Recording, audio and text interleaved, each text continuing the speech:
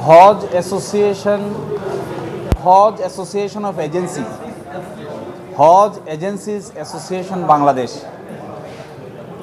বাণিজ্য মন্ত্রণালয়ের পক্ষ থেকে তাদের এখানে প্রশাসক নিয়োগ দেওয়া হয়েছিল।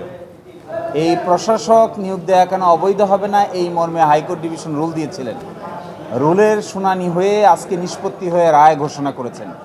এই রায় অনুযায়ী বাণিজ্য মন্ত্রণালয় কর্তৃক হাবের অফিসে যে প্রশাসক নিয়োগ দেওয়া হয়েছে তা অবৈধ ঘোষণা করা হয়েছে এবং একই সাথে পূর্বের যে কমিটি ছিল সেই কমিটিকে বহাল করা হয়েছে। এরই মাধ্যমে হজ এজেন্সিজ অ্যাসোসিয়েশন অফ বাংলাদেশের যে অতীতে কার্যক্রম যারা পরিচালনা করেছিলেন নির্বাচিত কমিটি, ওই নির্বাচিত কমিটি দায়িত্ব পালন করবেন এবং প্রশাসকের নিয়োগকে অবৈধ ঘোষণা করে আজকে মাননীয় বিচারপতি জনাব ফাতেমা নজিবের কোর্ট থেকে এই রায় ঘোষণা করেছে।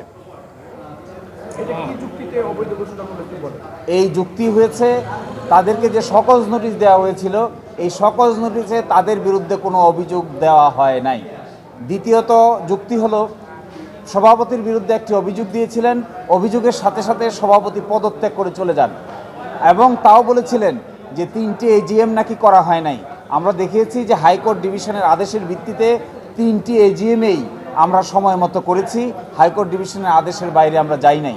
এই সমস্ত যুক্তিকে গ্রহণ করে মাননীয় হাইকোর্ট বিভাগ বলেছেন তাহলে প্রশাসক নিয়োগের যে আদেশ এটিকে অবৈধ ঘোষণা করা হলো এবং এর কোনো কার্যকারিতা থাকলো না।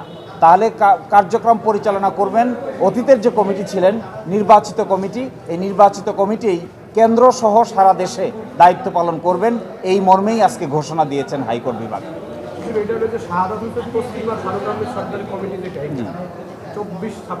তা আমরা এক্সপেক্ট করি, আমরা আশা করি হজ ম্যানেজমেন্ট বাংলাদেশে একটা অনেক বড় ম্যানেজমেন্ট। এই ম্যানেজমেন্টটা করার ক্ষেত্রে হজ এজেন্সি যারা আছে, যারা ম্যানেজ করে, তাদের সকলের সহযোগিতা ছাড়া এককভাবে কারোর পক্ষে এই ধরনের বড় ম্যানেজ করা পসিবল না। প্রায় 1.25 লক্ষ লোক বাংলাদেশ থেকে হজে যান, নারী পুরুষ মিলে, এবং এর মাধ্যমে হজ এজেন্সির সহযোগিতা, সরকারের সহযোগিতা এবং একটা রিজনেবল প্রাইসের মধ্যে আমরা হজ ম্যানেজমেন্ট করতে চাই। আমাদের বর্তমান কমিটি সব কিছু মেনটেন করে রিজনেবল একটা প্রাইসের মধ্যে সরকারের সঙ্গে মিলেমিশে আমরা এই হজ ব্যবস্থাপনা করতে চাই। এই রায়ের মাধ্যমে এই ব্যবস্থাপনার পথ পরিষ্কার হলো।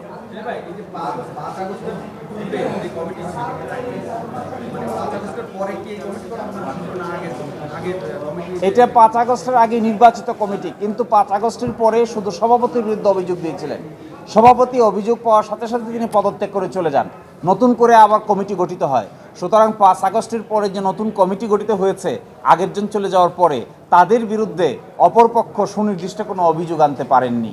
তারা কি আর্থিক কেলেঙ্কারি করেছেন, তারা কি আইন অমান্য করেছেন, তারা কি গঠনতন্ত্র লঙ্ঘন করেছেন, কোনো কিছুই আনতে পারেননি। এগুলো সকল কিছু বিবেচনা করেই আজকে হাইকোর্ট বিভাগ প্রশাসক নিয়োগের আদেশটাকে অবৈধ ঘোষণা করেছেন।